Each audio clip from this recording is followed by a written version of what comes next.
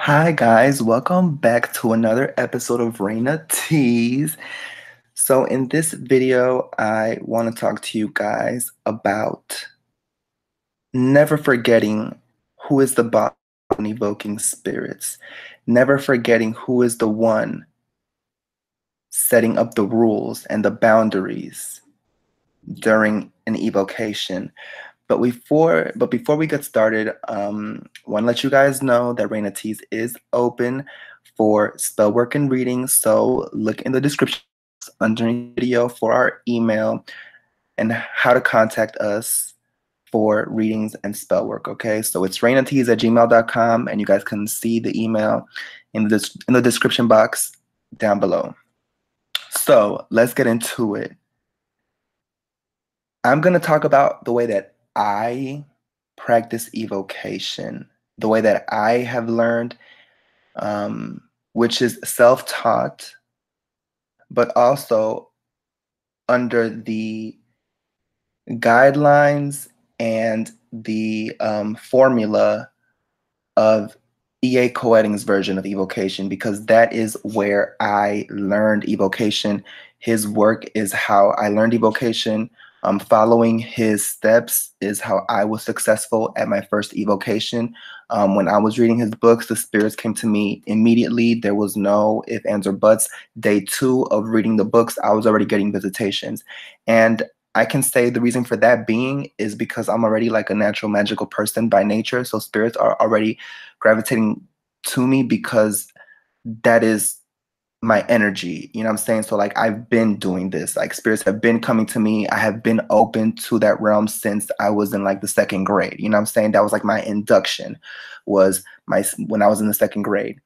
And that's when the sleep paralysis and all of the just attunement with spirituality is happening. Okay, so what the evocation, how I do it is, and how I was taught, you, God, you are evoking, you call inside of you the power and the spirit of the universe, the energy of the universe. You breathe that shit into yourself.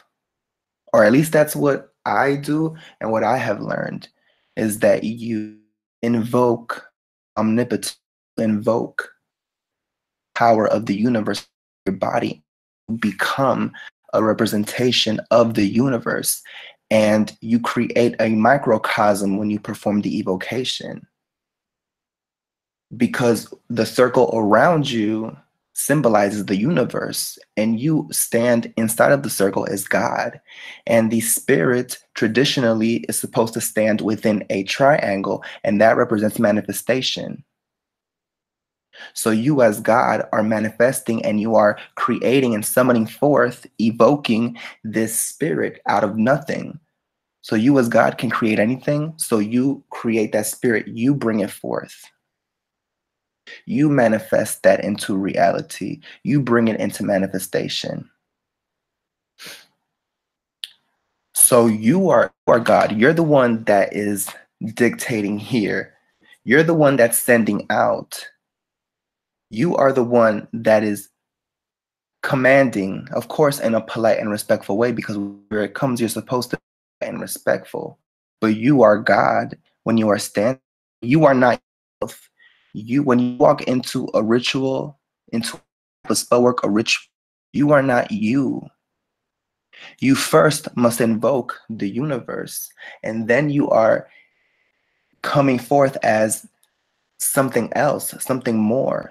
Okay? You have to play the part. You have to feel that energy inside of you, and now you're superhuman. Now you're walking in there as God into the ritual. So when the spirit comes forth, you're the one that is telling it what you need, how long it needs to take, the results that you want, anything that you need to tell the spirit is receptive. Now, if it's not receptive, then you banish it and dismiss it. In my opinion, if it starts going kind of wonky, maybe because of your own fear or your own negativity, or maybe you don't smoke some weed and the shit done turn left, and now you're kind of freaking out. If it gets like that, then you need to stop the ritual, or you need to get yourself together and breathe and get back into the mode of power. Okay, because you're the one that is setting up the rules here. Let's not forget that. It's not the spirit. The spirit is not setting the rules. The spirit is not here to tell you what to do. Negotiate. You're what I ask. So go now into the world and bring that into manifestation. That is how it needs to be. It's not no back and forth conversation of what the fuck is going on. No, that's not what we're here for. You are here to send out this spirit to bring what you need as soon as possible within a reasonable amount of time, which you need to come up with, not the spirit. You come up with that time. The spirit is not what decides anything here. Okay? It's you. Because a lot of people, they let the spirit talk and all of this negotiation and talking, and you kind of like take a step back and you forget who you are in this ritual, and now you let the spirit kind of take over and tell you what to do. And if you do that, they will have you doing all type of crazy shit out here. Because they have their own, they are entities. And these entities were never human. Not the goetic spirits. Because you can evoke the dead, you can evoke any type of spirit, but the goetic spirits, they were never human. Okay, so they have their own agenda, they have their own personalities, their own characteristics, the things that they want in this world. And usually they want their name out there, to put it out there somehow. That is what you a lot of times read and hear about, what people do with these spirits. I'll put your name, write about you, I'll write an article about you, I'll do a medallion or some shit like that. So it's always something, but it doesn't always have to be. You don't always have to give them something in return. Okay, the spirits, they do not require offerings. The goetic spirits do not require offerings.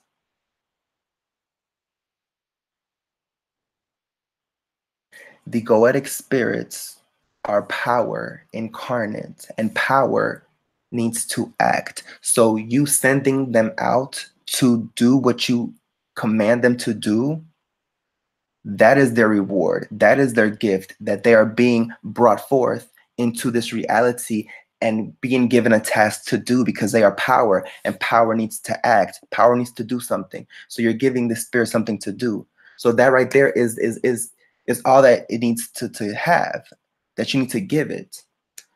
If you choose to, you can give it a gift or a offering, but after the thing comes through, you should not give them a offering right then and there before they even get out into the world and do anything. Because a lot of people do that. They give an offering to the spirit right in the evocation. It's like, why are you giving them shit now when they haven't even done nothing? So if you're gonna give them something, give it to them afterwards. But it's not a requirement. They will still manifest and bring whatever you ask into this reality, with or without a offering. The goetic spirits, okay? And that's what I have learned, and I have seen that my evocations still work when I do not give an offering. So it's not mandatory, okay? You as God in that, you don't need to be giving offerings to nobody. Who? You are God, honey. The hell? So you need to like that when you are performing these roles. and evoking spirits and any magic that you do, you need to have authority, but of course be respectful to the spirits. You are the one in this third dimensional realm. You're the one that's human. This is your realm here. It's not theirs. They're not living here in the same type of form that we are. Okay, so here we're the ones that, you know, have the upper hand as physical beings. In their realm, that's a different story, but we're not there. They can come here, you know, and do what it do and get things, but you are the one with the real power, because you're the one that's in this shit right here. You're the one that's alive, okay? They were never human. So you have that. And remember that. Okay? I think that's pretty much it. Remember your power. I know it can be intimidating with these spirits, especially when you're a newbie, because I remember when I was scared shitless. And you can listen to my video, my Belial video, my story time with Belial, because that was my first evocation. So when I started, like, I jumped to a king, you know, and usually people say like, oh, you don't ever want to king, you know, you want to start with lower level spirits and all of that shit. But you know, I was like, me, it's either black or, if I'm gonna go in. That's just how it is. Like, and the fact that I have been doing magic for you know, even though it was never like evocation, my first evocation, but I had done other forms of magic. So, and I was like a natural magical person by nature, because magic has always been a thing for me and a part of my life. You know what I'm saying? But this evocation, my first one, it came so naturally. But I did have authority of God of me, because you listen to that video, I evoked the power of the universe inside of me, and I was tingling all over. Like, I could feel that power, and I did have that authority, you know, and I was respectful. But you have to know who you are. Okay? So that's pretty much all I wanted to say. So yeah, so I'll see you guys on the next one.